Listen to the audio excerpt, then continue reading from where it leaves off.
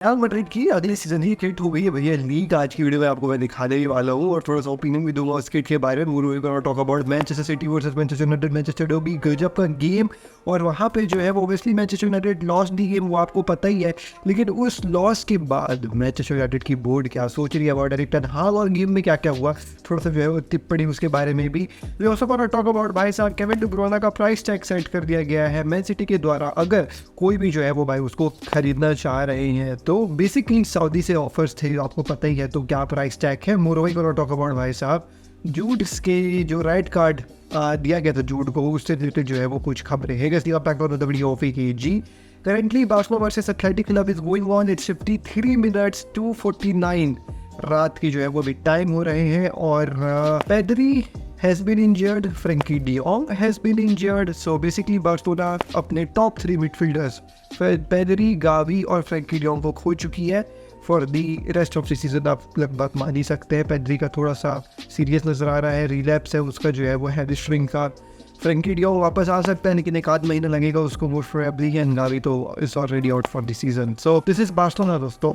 Anyways the game is going on, it's still 0-0। Let's see क्या कहानी होता है, but it's looking hard for Barcelona. Anyways, let's begin the video. Let's talk about Manchester City versus भाई साहब Manchester United. So Manchester United और Manchester City का game जो है वो begin होता है with a brilliant goal from Rashford. Rashford भाई पता नहीं कहाँ से जो है वो भाई इतना पावर लेकर के आया अपने बूट्स में और शॉट मारा और मैनचेस्टर यूनाइटेड को जो है वो 1-0 अप कर दिया। And it was a beautiful strike struck by भाई Marcus Rashford. Unfortunately after the strike Marcus Rashford ऐसा देख करके लग रहा था कि वो ना हो गया मेरा काम, I have done for the day, अब आप लोग संभालिए। और दूसरे जो है वो भाई बहुत कोशिश करे मैनचेस्टर यूनाइटेड वाले, बट मैनचेस्टर सिटी का जो ये फर्स्ट हाफ था it was looking very bad भाई, बीइंग रियली वेरी ऑनेस्ट। लग ही रहा था कि पेप गुardiola की टीम है। एनीवे सेकंड हाफ बिगिन होता है and we saw typical Manchester City. लग रहा था पेप गुardiola के चमका है ड्रेसिंग रूम में, बाटन लाटन फेंका है जमीन में, सबको चिल्लाया everybody sit nobody talks type का जो है वो ऐसे चिल्लाया होगा। एंड क्या समझाया मुझको पता नहीं। The second half of Manchester city was just brilliant भाई। जो एक तरफा डोमिनेंस दिखाया है उन लोगों ने कि वो मैं क्या ही आपको बताऊँ। इट वॉज अराउंड 75+% जो है वो पोजीशन मैनचेस्टर सिटी के हाथ में। मैनचेस्टर यूनाइटेड जो है वो केवल 20-25 पोजीशन लेकर के चल रही थी भाई, पता नहीं। सो मैनचेस्टर यूनाइटेड की हालत खराब है। One thing which I love about Manchester United city but basically is कि जब उन लोग अटैक करते हैं ना तो तुम देखना दे कंट्रोल द गेम इतने बेसिक और इतने बेहतरीन तरीके से कि भले सामने वाली टीम लो ब्लॉक क्यों नहीं बना करके बैठी हो, उनके प्लेयर्स स्पेसेस फाइंड करेंगे, वो स्पेसेस बना करके हम तक घुस भी जाएंगे, वो बॉल उनके तक पहुंच भी जाएगी और गोल भी हो जाएगा। दिस इज मैनचेस्टर सिटी भाई। जब प्रेशर इन लोग बनाते हैं लो ब्लॉक टीम्स भी जो है वो बहुत चक्कर रह जाती है। सरप्राइजिंगली मैनचेस्टर यूनाइटेड जो है वो बहुत डिफेंसिव खेल रही थी जो को खेलना नहीं चाहिए था। प्रेशर इनवाइट करे, लेकिन प्रेशर इनवाइट करने के बावजूद जो सेकंड गोल आया वो भाई फिल फोर्डन का है। It was an incredible goal from Phil Foden again Turner, same like Rashford का आप कह सकते हैं। 1-1 कर देते हैं होम ग्राउंड में, अपने बॉयहुड क्लब है मैनचेस्टर सिटी। उसके बाद फिर से जो है वो फिल फोर्डन एक और गोल मारते हैं, 2-1 कर देते हैं भाई। क्या गोल था फिल फोर्डन का सेकंड वाला भी, जो ड्रिबल वगैरह वो करके गया था भाई, it was just brilliant. And third goal जो है वो अर्लिंग हालैंड दे देता है एकदम डाइंग एंड बुलेट्स में। तो 3-1 गेम खत्म होता है मैनचेस्टर सिटी के लिए। मैनचेस्टर सिटी आई गेस एक ऐसी टीम बन रही है एकमात्र जो डबल बार जो है वो लीग में मैनचेस्टर यूनाइटेड के खिलाफ जीत करके आई है कई दफ़ा। मतलब होम में तो इन लोग जीतते हैं, अवे भी जा करके जीत जाते हैं। एक सीजन में 2 बार गेम होता है ना, तुम लोगों को पता ही होगा। तो दोनों गेम्स मैनचेस्टर सिटी जीतती है। This is something brilliant. And मेरा प्रेडिक्शन हमेशा से मैनचेस्टर सिटी रहा है प्रीमियर लीग जीतने के लिए, डिस्पाइट लिवरपूल कितना अच्छा खेल रही है, आर्सेनल कितना अच्छा खेल रही है। I know in the reminder of this season Man City Europe वो अपना ऐसे गियर आते हैं और उनकी गाड़ी ऐसे आगे बढ़ जाती है और वही हो रहा है। सो ये कहानी रही मैनचेस्टर सिटी की और मैनचेस्टर यूनाइटेड की। अब इस गेम के बाद की जो है वो बातें कर लेते हैं। सो ऑब्वियसली आप लोगों को पता है there is huge interest for Kevin De Bruyne from Saudi Arabia, and उसी के रिगार्डिंग जो है वो न्यूज़ निकल करके आई है कि मैनचेस्टर सिटी ने जो है वो प्राइस टैग सेट कर दिया गया है केविन डी ब्रुयने के लिए, और वो प्राइस टैग जो है वो 100 मिलियन का जो है वो सेट किया गया है मैनचेस्टर सिटी के द्वारा केविन डी ब्रुयने के लिए। अब सऊदी के क्लब्स के पास जो है वो 100 मिलियन तो ऑब्वियसली है, वो लोग ऑब्वियसली इन्वेस्ट कर सकते हैं, पर देखने वाली बात होगी क्या केविन डी ब्रुयने एक्सेप्ट करने वाले हैं सऊदी की तरफ से offer, because 110% there will be an offer from Saudi and that offer will obviously of 100 million if they have set the price. They'll try to negotiate between 80 to 90 to 100 million, somewhere around that figure, but let's see if Kevin De Bruyne accepts that offer or not. It you know कि Pep Guardiola ज़्यादा बोलता नहीं अपने players को कि तुम लोग रुको, हाथ जोड़ रहा हूँ तुम्हारा, ऐसा वैसा ही है वो. if the player have already in his mind कि भाई मेरे को क्लब छोड़ करके जा रहे हैं, तो Pep Guardiola उतना इंटरफेयर नहीं करता है. We have seen it with Gundogan, we have seen with other players of Man City as well. So let's see what happens. अगर वो भाई बोल देता है कि ठीक है मैं छोड़ करके जा रहा हूँ, तो दादा गुड बाय, पैसे दीजिए और चले जाइए. और मैन सिटी जो है वो फिर से कोई ऐसा डी ब्रुयना रीजन खोज करके नहीं आएगी, कोई दिक्कत नहीं है उनको. खैर डी ब्रुयना को तो चलिए बात हो गया. Let's talk about Manchester United की तरफ की खबर है. तो ऑब्वियसली मैनचेस्टर यूनाइटेड की board is not happy with the performance of Manchester United. The performance was literally not that good, and in the press conference after the match Eric ten हाग comes and speaks कि भैया I am impressed by the जो है वो performance, I was happy with the performance. How the hell was he happy with the performance? भाई second half की position की stats देख करके तो शर्म आ गया मेरे को खुद, और वो बोलता है कि मैं खुश था परफॉर्मेंस से. तो I really don't know what is going on with Manchester United and Erik ten Hag at this point of time. I know there are injuries, but still आप बहुत पैथेटिक फुटबॉल खिला रहे हो, आप बहुत पैथेटिक फुटबॉल खिला रहे हो. मतलब इतना गंदा डिफेंसिव फुटबॉल मतलब क्यों खिला रहे हो यार? यू हैव गुड प्लेयर्स भाई. ब्रूनो फर्नांडिस का तो गेम जो ड्रॉप हुआ है ना एरिक टेन हाग के अंदर, oh bhai, it's just miserable to look at Manchester United. Anyways, you know what, so obviously you know it, I know it कि IOS group does not see कि Erik ten Hag जो है वो भाई उनका फ्यूचर मैनेजर है. they're already looking for options in the market, and one probable option जो समझ में आ रहा है मार्केट में, और वो है भाई आपका जुलियन नगलसमैन का.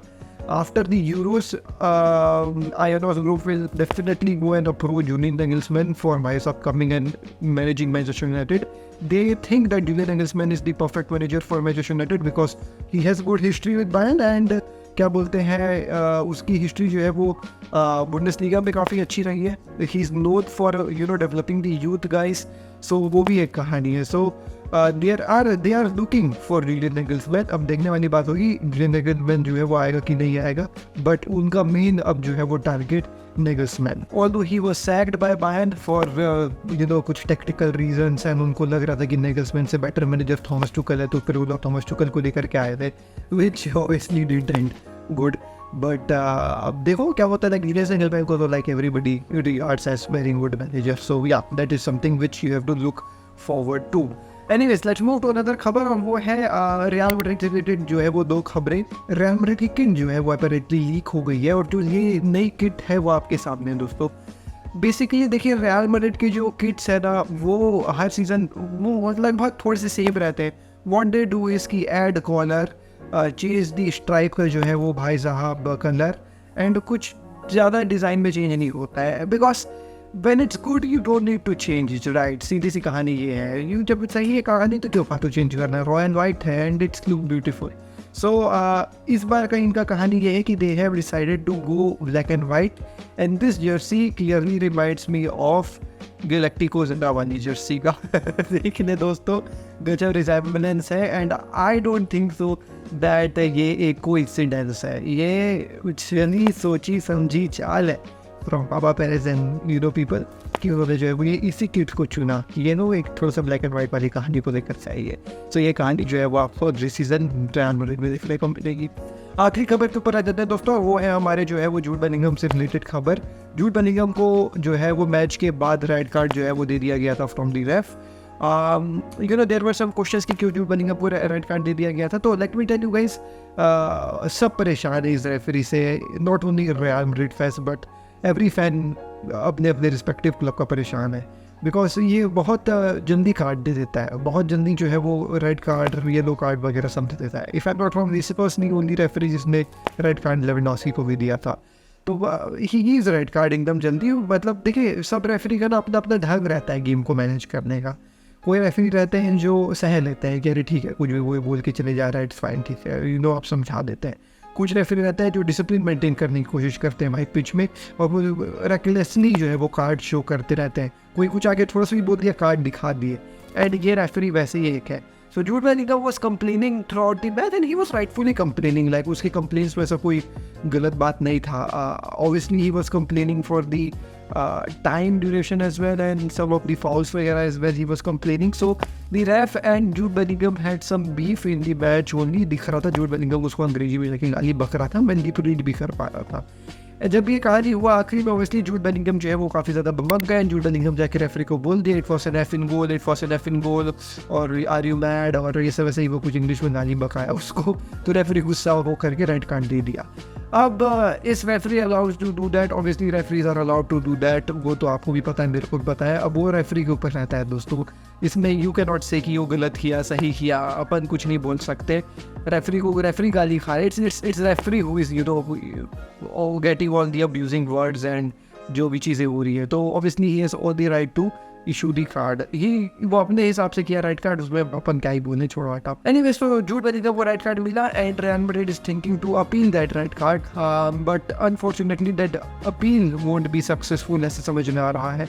जूड Bellingham will be missing 2 games of La Liga upcoming, और उसी के लिए बेसिकली उन लोग जो है वो अपील करना चाहते हैं कि यार ये 2 गेम आने वाले La Liga, it's very important and obviously भाई we do not want to lose Jude Bellingham.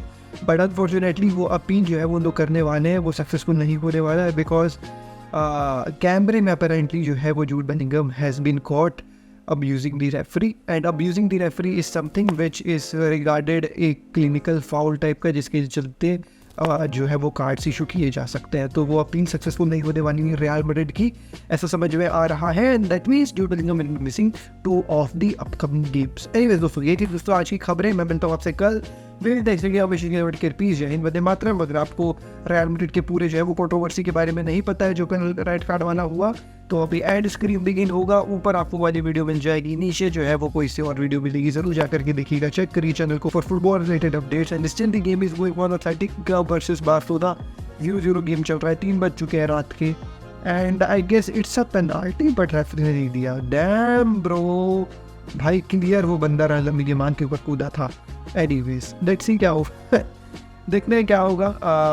Anyways ये गेम बहुत कीजी है. इस गेम के मेरे इनिशियल थॉट तुम लोग जान लो. इट्स अराउंड 70 मिनट्स, तो अब क्या ही बचा है.